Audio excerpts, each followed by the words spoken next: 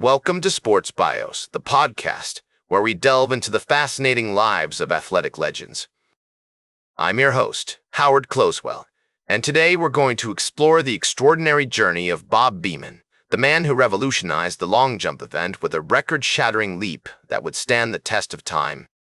As we embark on this biographical narrative, get ready to witness the transformation of a young boy from Queens, New York, into a world-class athlete who would etch his name in the annals of sports history. Born on August 29, 1946, in Jamaica, Queens, Bob Beamon's early life was marked by the tumultuous social landscape of 1940s America. The post-war era was a time of great change and upheaval, with the civil rights movement gaining momentum and the country struggling to come to terms with its own identity. Young Bob grew up in a world where racial tensions simmered just below the surface, and the possibilities for African-American athletes were limited by the entrenched biases of the time. Beamon's childhood was shaped by the strong influence of his mother, Naomi, who instilled in him a sense of discipline and determination that would serve him well throughout his athletic career. She was a woman of unyielding spirit, with a quick wit and a sharp tongue, who worked tirelessly to provide for her family in a world that often seemed stacked against them. His father, though not always present, played a significant role in nurturing Bob's early interest in sports, encouraging him to explore his natural talent for track and field. The streets of Queens became Beamon's playground, where he honed his skills, testing his speed and agility against the other kids in the neighborhood. The rough-and-tumble world of urban athletics was not for the faint of heart, but Beamon thrived in this environment, learning to navigate the complexities of competition and camaraderie that would define his future success. As Bob entered his teenage years, he found himself drawn to the world of athletics, particularly track and field. He was a naturally gifted athlete, with a unique combination of strength, power, and technique that set him apart from his peers. Under the guidance of his coach at Jamaica High School, Beamon began to develop his skills as a long jumper, quickly establishing himself as one of the top young athletes in the city. The smell of freshly cut grass and the sound of cheering crowds became familiar comforts for Beamon, who found solace in the structure and discipline of athletic competition.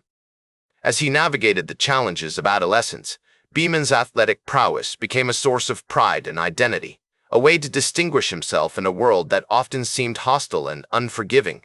The early 1960s were a pivotal time for Bob Beamon, as he navigated the challenges of adolescence and began to forge his own path in the world of athletics. The Cuban Missile Crisis, the assassination of President John F. Kennedy, and the rising tide of social unrest all contributed to a sense of uncertainty and upheaval that hung in the air. Yet, amidst this turmoil, Beamon found solace in his training, pouring all his energy into perfecting his craft and preparing himself for the opportunities that lay ahead.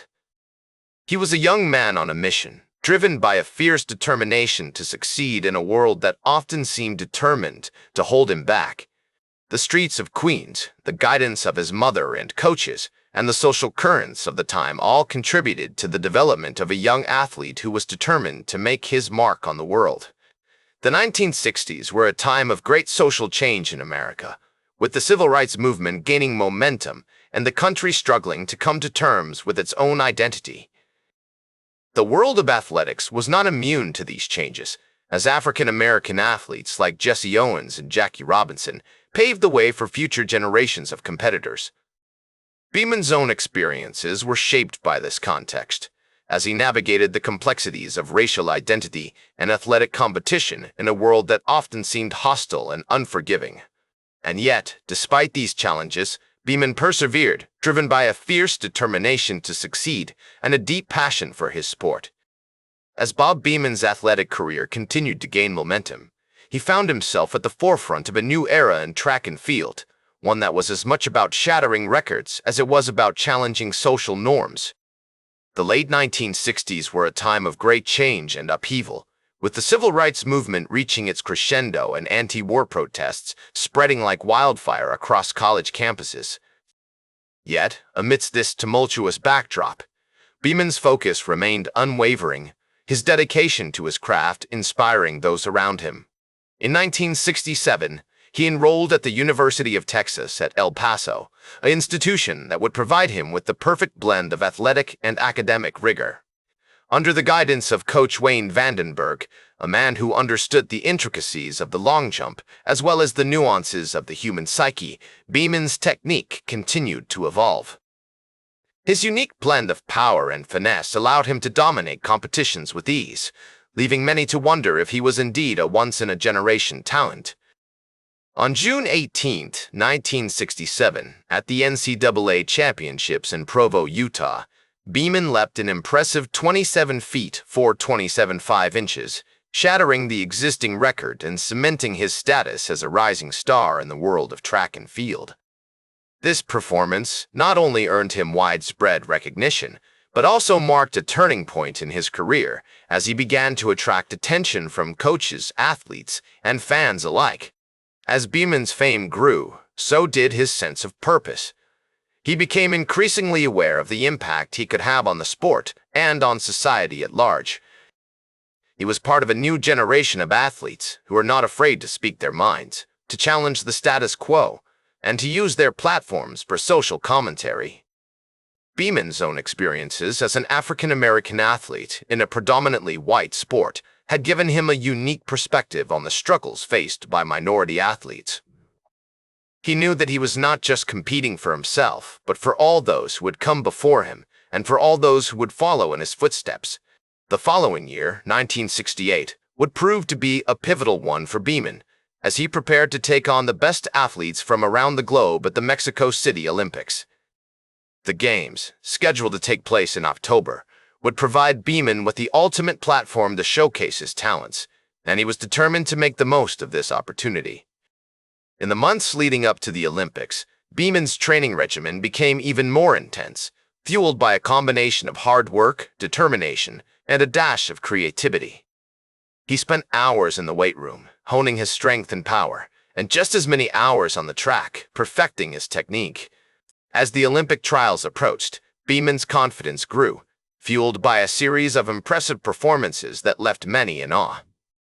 At the AAU Championships in Sacramento, California, on June 20, 1968, he jumped an astonishing 27 feet 6.5 inches, further solidifying his position as the top long jumper in the country.